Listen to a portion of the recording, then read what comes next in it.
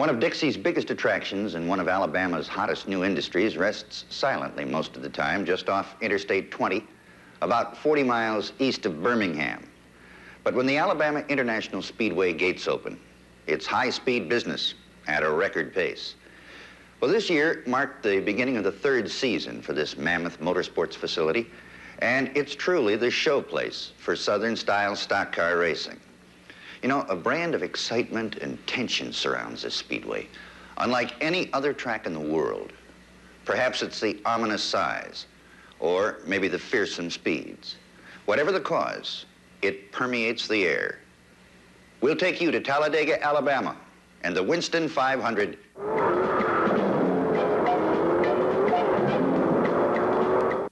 This is the Alabama International Motor Speedway in Talladega, Alabama. An extremely high-banked 2 6/10 mile course, the fastest and considered by some to be the most awesome speed arena on earth. Today, it offers another challenge, and the finest stock car drivers in the country are here to accept it. Names like three-time Grand National winner Richard Petty, another three-time champion David Pearson, a strong new contender on the scene, Joe Frizon and Dave Marcus, contrasted by the old veteran Buck Baker, and his very able son, Buddy, and Bobby Isaac, today's fastest qualifier.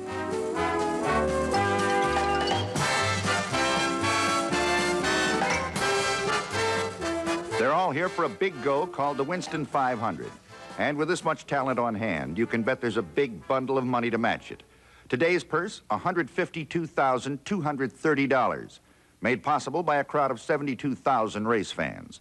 With only minutes to go before the start, pit crews check and recheck.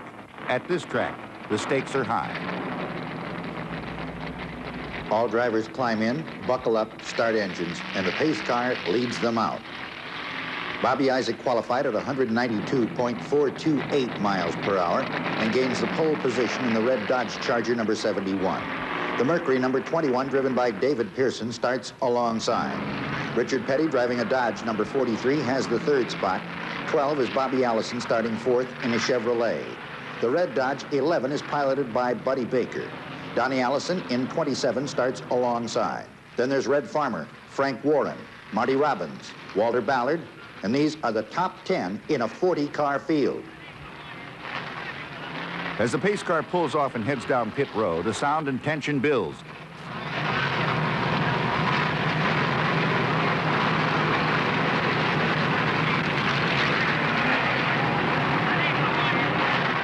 Suddenly, it's the moment of truth. A thunderous roar fills the air, and all cars streak down for the green flag, and the race is on.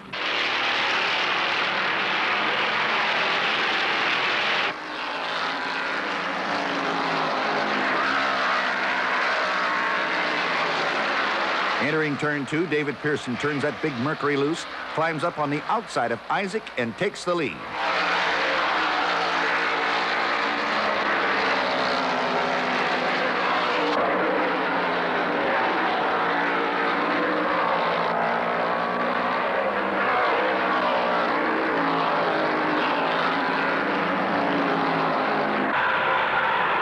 Coming down for the completion of the first lap, it's Pearson first, Bobby Allison second, Petty is third, Baker fourth, and Isaac fifth.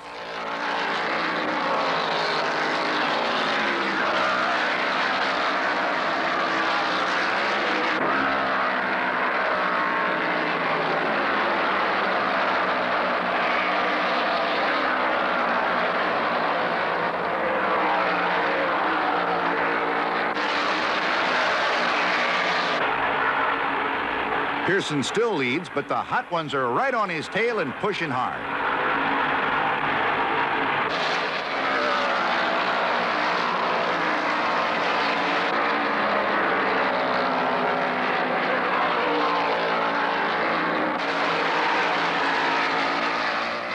Out of 2 and down the back chute, Allison tries for the lead, but David fights him off.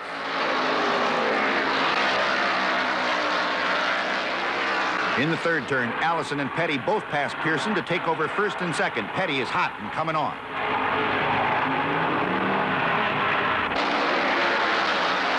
There he goes. Petty punches the number 43 Dodge around Allison on the outside to take the lead.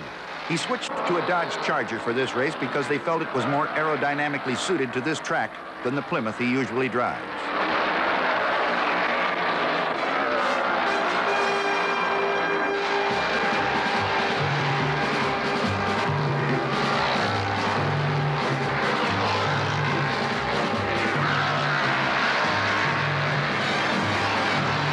Richard may have the lead, but he can't shake Allison in the pack. They're all very evenly matched. Entering turn 2, Baker drops down low, passes Pearson, and takes over third. Buddy's drive continues in the third turn as he passes Allison to take second, right behind teammate Richard Petty. On the tri-oval, Baker whips his bright red Charger under Petty, and he's now number 1.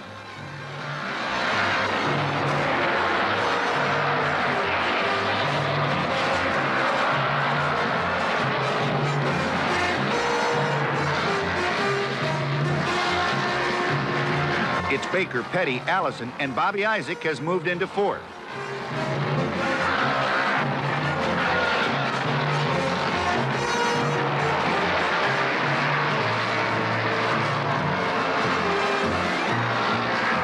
Here comes Bobby Allison. He slingshots out of the 4th turn to pass Baker and Petty on the front chute.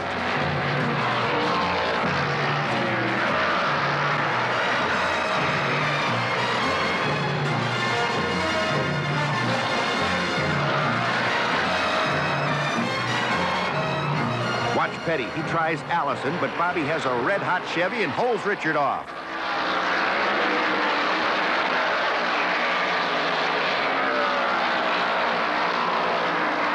Down the back chute, Petty explodes his Hemi past Allison, and in turn 3 regains his lead. They just clocked Petty at 191 miles per hour. They're flying.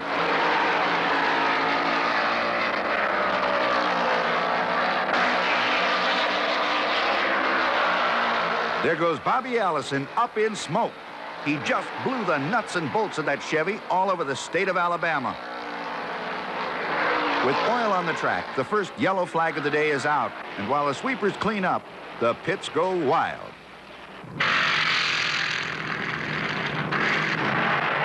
Here's the leader, Richard Petty, in for right side tires.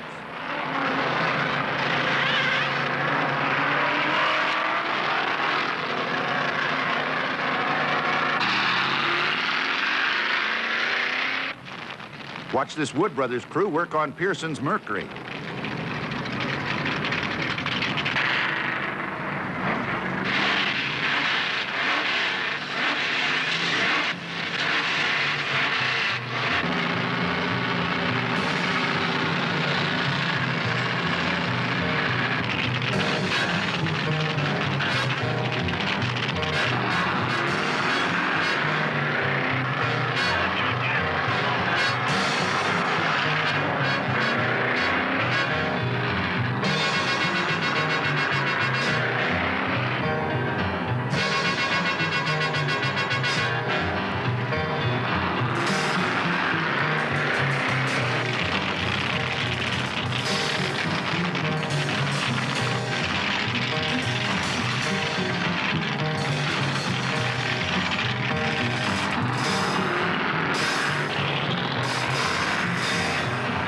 Field took this opportunity to pit during the caution.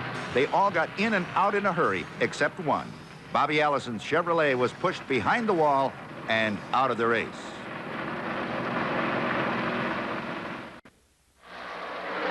With the track cleaned up, the pace car brings them around for the restart. There's the green, and this pack is underway once again. Into turn 2, it's Baker, followed by Pearson, Petty, and Isaac.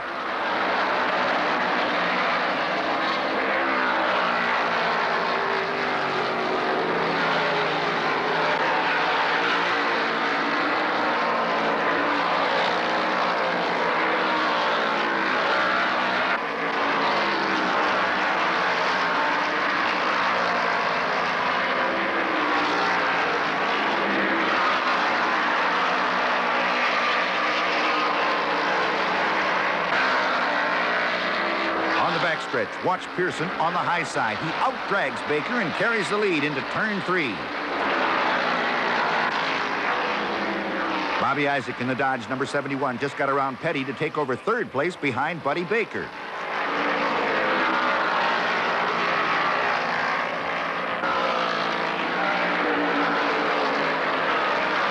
In this new trio, Isaac is the charger. He passes Baker on the back chute to move into second.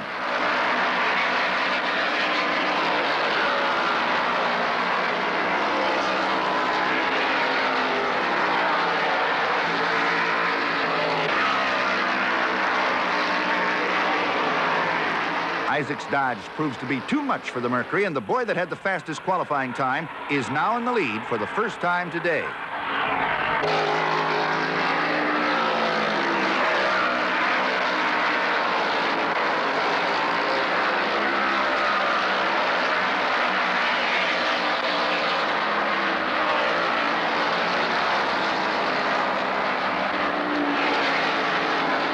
On the 70th lap, Bobby Isaac has the lead. David Pearson second, Buddy Baker third, and Petty is fourth. The speeds are fantastic. Doug Simpson just left the race with his windshield blown out of the car.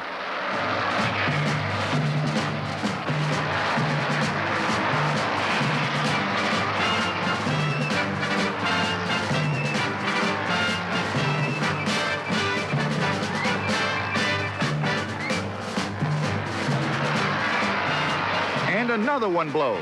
The 05 car, driven by Don Cisco, dumped oil all over the fourth turn and heads down pit row out of the race.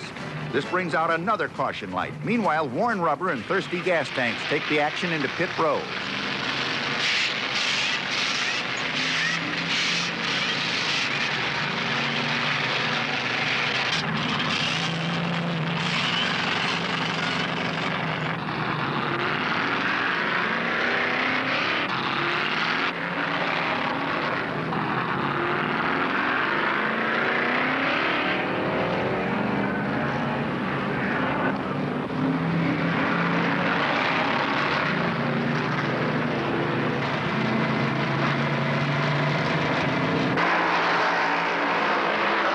On the restart, David Pearson has the lead in the Wood Brothers Purolator Mercury.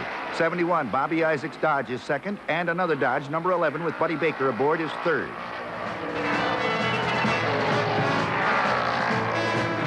Isaac tries Pearson on the outside, can't quite make it, and drops back to follow him through the turn.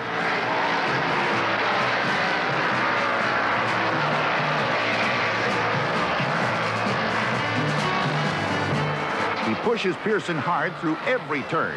Davey has that Mercury flat out trying to shake him, but Bobby Isaac has a lot of Hemi, and he wants the lead.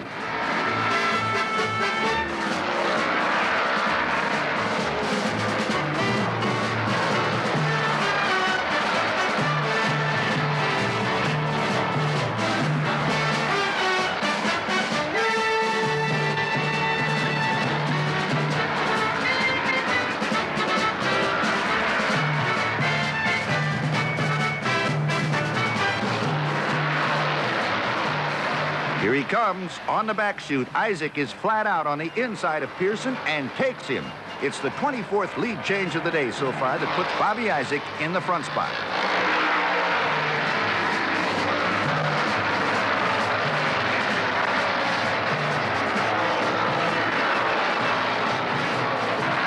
Pearson is not to be denied. Out of turn 2, he roars past Isaac to regain his lead. These boys are running like it's a 10-lap dash.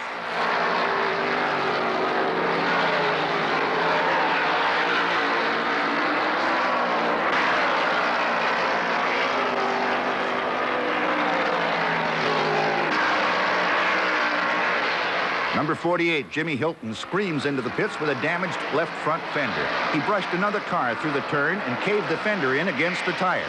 His crew rips it off and replaces the tire. The old tire they took off looks like shredded wheat. The pace car comes out for another yellow flag. This time, it's debris on the track.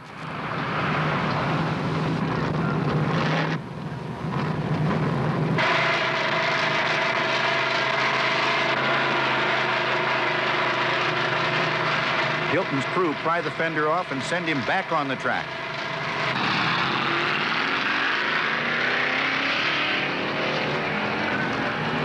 With all cars holding onto the caution, everybody decides to head for their favorite service station.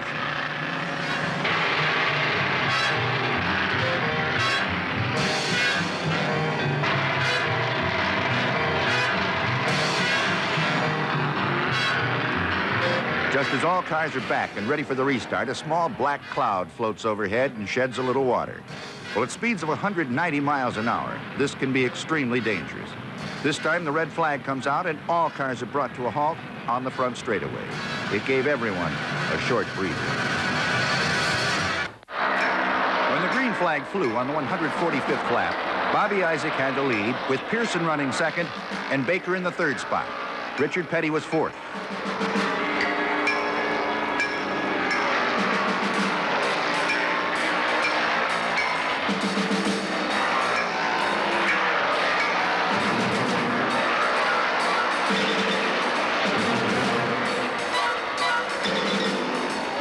Out of four, and Pearson has not only closed the gap on Isaac, but he's breathing right down his pipes.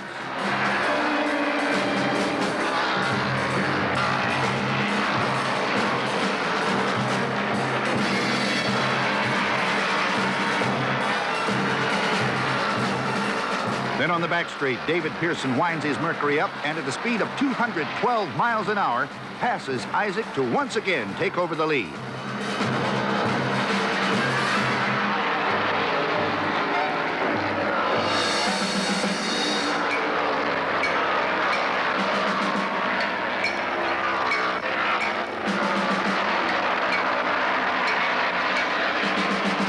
Turn two, it's Pearson, Isaac, and Baker. This trio run like they're glued together.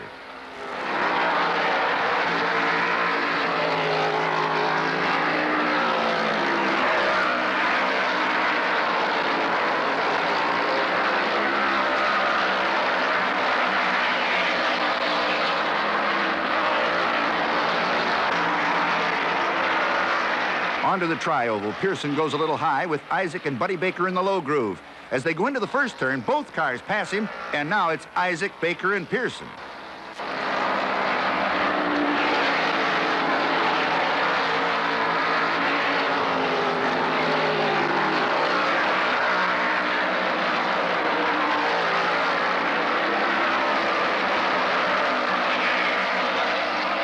These three are passing some of the slower cars like they're parked and running average lap times well in excess of 190 miles an hour.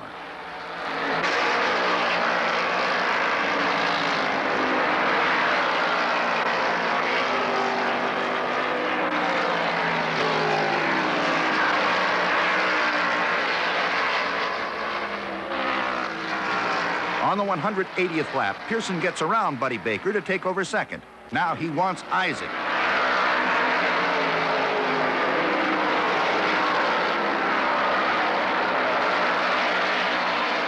Into the first pocket, Pearson is low with Isaac high, and the crowd goes wild as David Pearson makes the 51st lead change of the day. Bobby Isaac is right on top of Pearson through every turn. Baker is running a strong third, Fred Lorenzen fourth, and Petty fifth.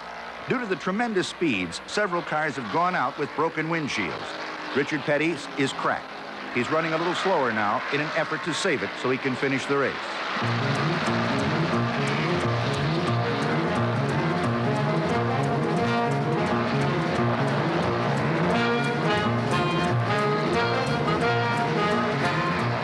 Isaac and Pearson have been clocked at over 195 miles per hour in this Mercury-Dodge duel. And as they come into the second turn, Bobby Isaac does it again. In passing Pearson, it's the 52nd lead change in the race.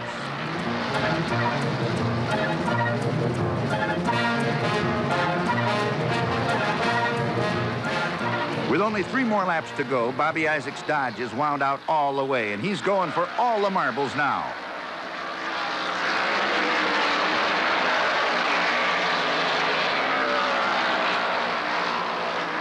Isaac, Pearson, and Baker scream down the back chute, heading for the white flag lap.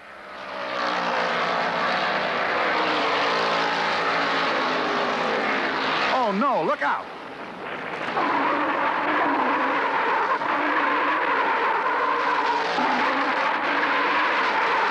Crawford lost it in the fourth turn, hit the wall, and when he ricocheted across the track, he tangled with the leader, Bobby Isaac. David Pearson threads his way through the mayhem to take the lead. Isaac powered his way right through Crawford, but it slowed him up enough to lose the lead. Crawford is all right and gets out of the car.